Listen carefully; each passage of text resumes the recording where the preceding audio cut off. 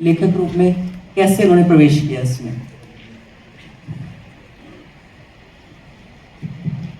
सबसे पहले तो पंजाब यूनिवर्सिटी का बहुत आभारी हूँ और योजना मैन का कि जिनकी वजह से मैं आपके सामने आज रूबरू हो रहा हूँ और आप सभी को प्रणाम करता हूँ। मैं हिमाचल प्रदेश में शिमला ज़िले से हूँ और शिमला ज़िले से 50 किलोमीटर दूर मेरा गांव है सतलुज के साथ।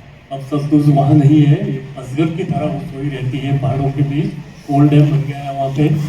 तो वो जो गांव है मेरा वो बहुत पिछड़ा गांव था और मैं उसी गांव से मेरी शिक्षा शुरू हुई। और ये मुझे अतिशयोक्ति नहीं है कहने में कि प्राइमरी के बाद जो मुझे स्कूलिंग मेरी हुई है वो 12-13 किलोमीटर पैदल और आना जाना होता था।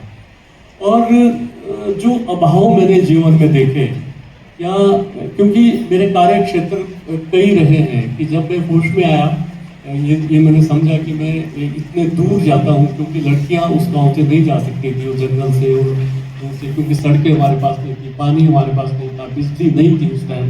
ये 80 और 88 के बीच की बात है। तो वो अभाव मेरे भीतर कहीं ना कहीं वो मुझे प्रेरित करते रहते थे कि इनके लिए कुछ काम किया जाए।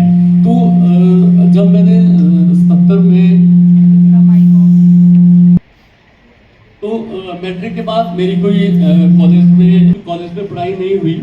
मेरी 77 में लिपिक का पद मैंने ज्वाइन किया था और एक उद्योग विभाग में उससे मैंने रिजाइन कर दिया था। फिर मैं हिमाचल प्रदेश पर्यटन विकास निगम में आया और यहीं से ही मेरी कई यात्राएं शुरू हुई। मैंने सबसे पहले लोक बोलियों में कविताएं लिखनी शुरू की, फिर फीचर राइटिंग की और उसके बाद साथ साथ पढ़ाई भी शुरू की और मेरा कहानियों की तरफ रुख हुआ।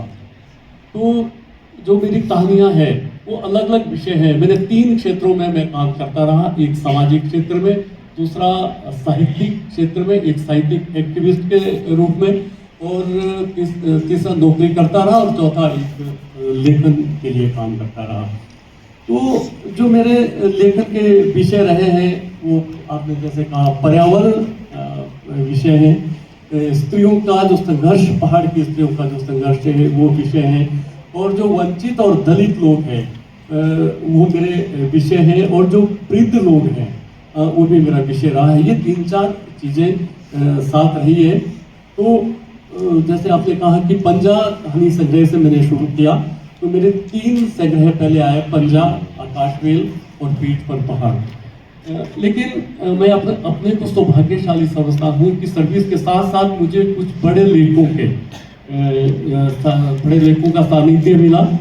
और हिमाचल प्रदेश में कोई पत्रिका नहीं आती थी। मैंने नौकरी करते हुए जितनी भी देश की पत्रिका है, वो चाहे पहल हो, हंस हो, बनासजन हो या पल प्रतिपदों, जितनी पत्रिकाएं हैं उनको मैंने मंगवाना शुरू किया और उनकी 20-25 प्रतियां रखी और डिस्ट्रीब्यूट भी की लोगों में, खुद भी पढ़ी हो।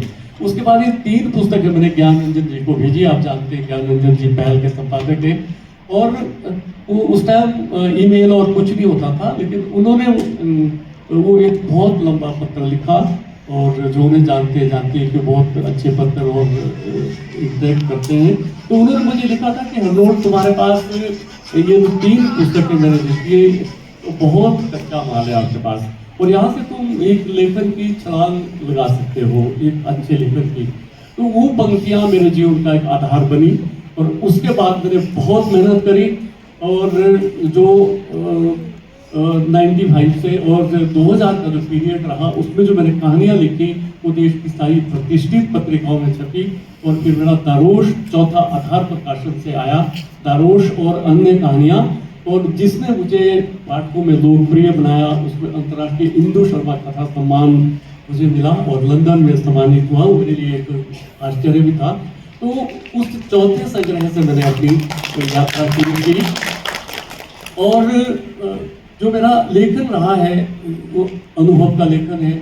और क्योंकि मेरी कोई साहित्यिक बैकग्राउंड नहीं थी, एक छोटा किसान परिवार था, लेकिन मैंने ये देखा कि आप अगर मेरी कहानियाँ किसी ने पढ़ी होगी तो मैं एक कहानी लिखने के लिए एक परियोजना की तरह काम करता हूँ, क्योंकि जो मैं विषय उठाता हूँ, भले चाहे वो हिमाचल की संस्कृति से है, वहाँ के लोकल से है, लेकिन जब हम वहाँ के लोकल के बारे में लिख रहे हैं तो वो विषय मैं ऐसे उठाता हूँ कि वो देश और विदेश में जो चीज़ें घट रही होती है। तो मैं इस तरह से एक कहानी को लिखने के लिए मतलब कोई भी कहानी हो तो उसके लिए मैं चिन्हित करता हूँ जगहें, पात्र चिन्हित करता हूँ कि ये कैसे पात्र है, वो ऐसे काल्पनिक ना लगे, और कोई भी आप कहानी उठा लोगे तो आपको ऐसे लगेगा कि ये चीज़ें घट रही है, हमारे आसपास घट रही है। मुझे एक सवाल पूछना था लेकिन आधा जवाब मुझे मिल गया है। मैं आपकी आभी कहानी पढ़ रही थी जिसमें 11,000 फुट के ऊपर जो ये झील है, सरोवर झील, जहाँ पे आभी चिड़िया जो है, जो कि एक बड़ी रेयर स्पीशीज है, वो उस झील को गंदा नहीं होने देना चाहती और वो इंतज़ार करती है कब बर्फ़ फटे, अपनी चोंच से झील से एक पत्ता, जो पर्यटक वहाँ प्लास्टिक छोड़ गए हैं सब छोड़ गए हैं। तो मुझे क्यूरियोसिटी हुई कि इस झील पर आप गए हैं कि आपने सुना था इसके बारे में, क्योंकि मुझे भी लगा आपका परिचय पढ़ते हुए कि आप पर्यटन विभाग में थे और शायद आपने उन दौरान इस तरह की कोई परियोजनाओं में आपने यात्राएं की हों। वैसे भी यात्रा करते हैं, मैं उस पर भी आऊँगी बाद में। तो जरा इस झील का, क्योंकि 11,000 feet is a good height, you know, थोड़ा बताइए इसके बारे में। फिर मैं पर्यटन विभाग से तो एक तो मैं छुट्टियाँ लेके जाता था जगह जगह, और क्योंकि मैंने टेम्पल्स पे बहुत काम किया है, लोक कथाओं पे बहुत काम किया है, मैंने शायद ही हिमाचल का कोई कोना होगा जहाँ मैंने विजिट नहीं करा, तो उसी हिमाचल में कुछ बहुत दुर्लभ चीज़ें और बहुत चीज़ें मुझे मिली जो कहानियों में हैं। अब जो आभी चिड़िया है, कुल्लू को आप जानते हैं, वहाँ के लोक बोली है, तो उसमें चिड़िया को आबिये कहा जाता है, वो गीतों में भी आती है। तो इसका नाम बिगड़ते बिगड़ते आबी हो गया, जैसे श्यामला से शिमला हो गया है। तो ये शिमला से ये झील 130 किलोमीटर जलोरी पास है और वहाँ से 8 किलोमीटर का पैदल रास्ता है। तो मैंने 2 बार यहाँ विजिट किया। मैंने सुन रखा था कि ये कैसी, हालांकि मुझे मतलब इसमें कोई संकोच नहीं है कि मुझे वो चिड़िया नहीं मिली, लेकिन क्योंकि वो लोक और आस्था में है, लेकिन वो चुपके से आती है और अपना काम कर जाती है। अच्छा, और वो झील इतनी सुंदर झील है कि उसके चारों तरफ पान और चीड़ के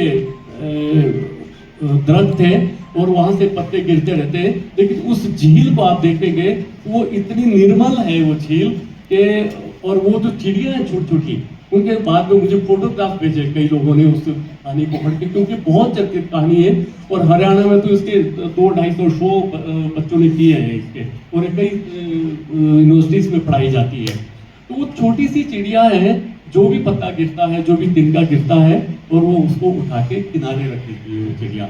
और वहाँ एक बूढ़ी नागिन का मंदिर है। तो मैं काफी देर यहाँ बैठा रहा। इस लोकेल पे 2 कहानियां मेरी, एक भागा देवी का चाय घर, वो बाद में लिखी, आभी पहले लिखी। तो आप देखो, सहयोग देखो कि एक तरफ केंद्र सरकार ने स्वच्छता अभियान चलाया और दूसरी तरफ ये आभी कहानी मैंने लिखी। हालांकि ये बहुत दिनों से, डिम मेरा उपन्यास है जो 2003 में आया था, उसमें मैंने इस चिड़िया का जिक्र किया था, लेकिन मैं 20-25 साल में इस कहानी को नहीं लिख पाया, क्योंकि एक चिड़िया पे कहानी इस तरह लिखना बहुत कठिन था मेरे लिए। तो आप देखो कि वो स्वच्छता अभियान था, सरकार हमारे को बता रही थी कि हमें अपने आसपास स्वच्छ रखना है, देश को स्वच्छ रखना है, पंचायतों को स्वच्छ रखना है। तो मेरे मन में ये आया कि ये चिड़िया बिना किसी नौकरी के, क्योंकि वो किसी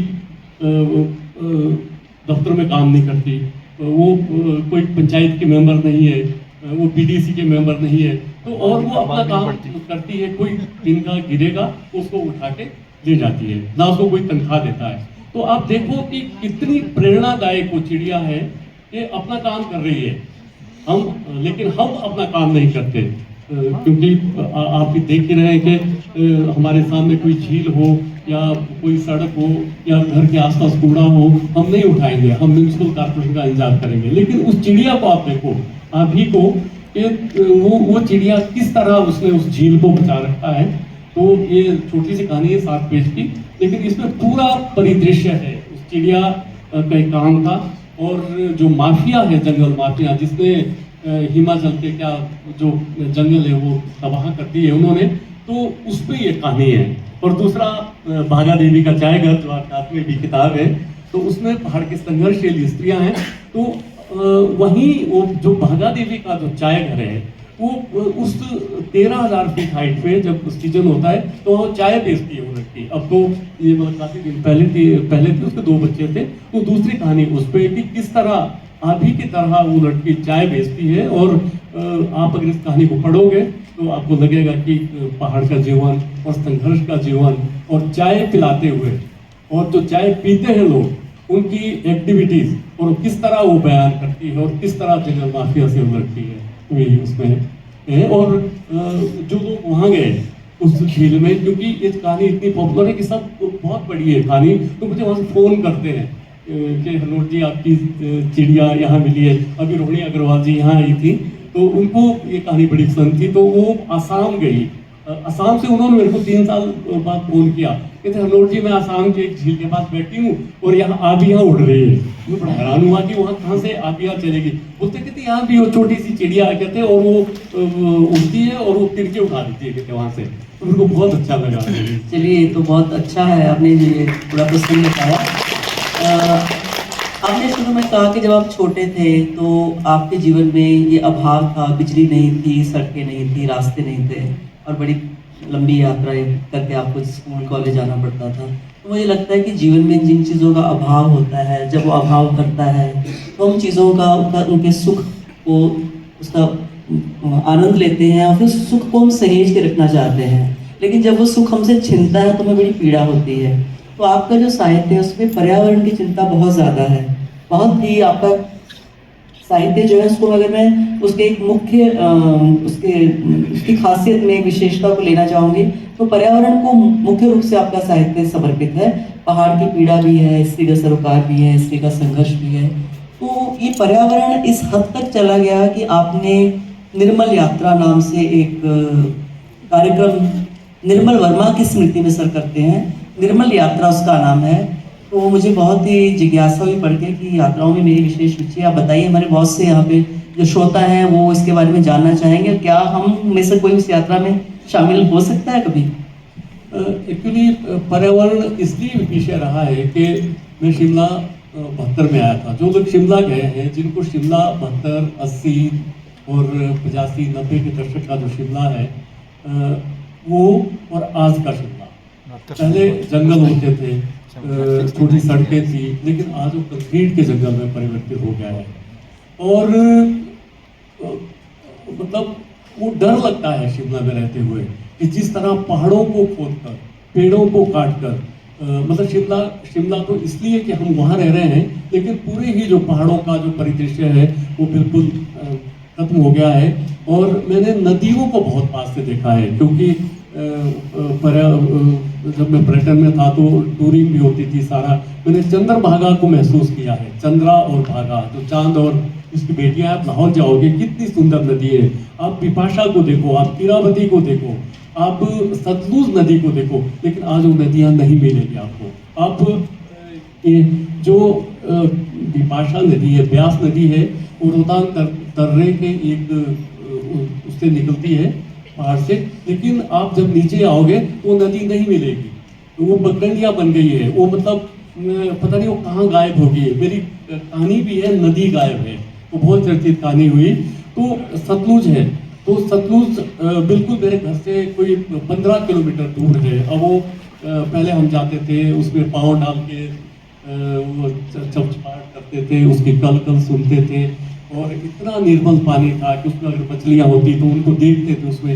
लेकिन आज वो कई किलोमीटर वो या तो किसी सुरंग से वो डाइवर्ट कर दी गई है, और या जो जब बोर डैम बना तो वो कई किलोमीटर वो अब सोया हुआ अजगर की तरह वो नदी लगती है। अब नदियाँ नहीं है, और आप देख रहे हैं कि नदियों का गुम होना हमारे जीवन का गुम होना है, पेड़ों का गुम होना हमारे जीवन की समाप्त होना है।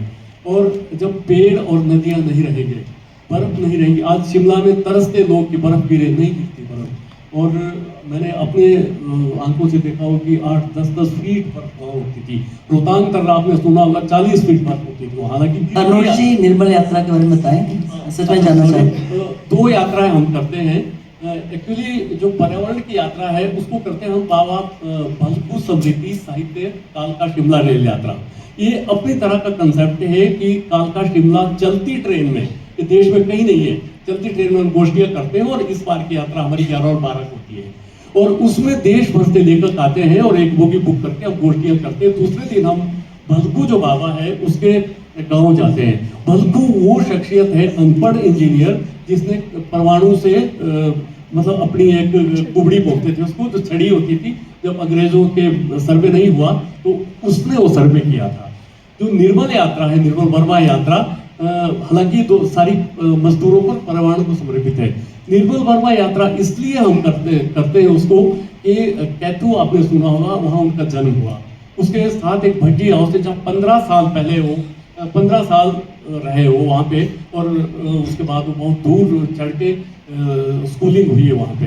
तो अगर आपने लालटीन की छत या उनके संस्मरण पढ़े होंगे तो उसमें वो कहते हैं कि मुझे पहली किताब जो है भट्टी हाउस में एक बंगाली परिवार, कुमाऊई परिवार होता था, तो वहाँ छोटी सी लाइब्रेरी थी, तो मैंने वहाँ पढ़ी थी और बोल की माँ कहते, फिर मुझे पता लगा कि लाइब्रेरी भी होती है कोई, तो वो कहते हैं उसमें। तो लोगों ने जो हमारे हीरोज हैं या हमारी जो धरोहर है वो समाप्त होगी। निर्मल वर्मा को शिमला में कितने लोग याद करते हैं, तो हम लोग क्या करते हैं कि जहाँ वो पढ़ते थे वहाँ से 50-60 लेकर एक बैनर लेके यात्रा निकालते हैं और उनके घर तक जाते हैं। हालांकि वो अब घर नहीं है उनका, वो बिजनेसमैन का हाउस हो गया है, भट्टी हाउस सरकार के पास है। हम कितने लड़े, वहाँ एक बोर्ड लटका हुआ है जो गगन गिल जी ने उनके किसी जन्मदिन पे वहाँ लगाया था, तो बहुत दुख होता है। तो इस तरह हम इसमें जो पहली रेल यात्रा है वो पर्यावरण को भी समर्पित है, मजदूरों को भी, क्योंकि हम अवेयरनेस लाते हैं लोगों में। और निर्मल वर्मा यात्रा अपनी धरोहर को याद करने की। इस जानकारी के लिए धन्यवाद और मैं दोनों यात्राओं में शामिल होना चाहूँगी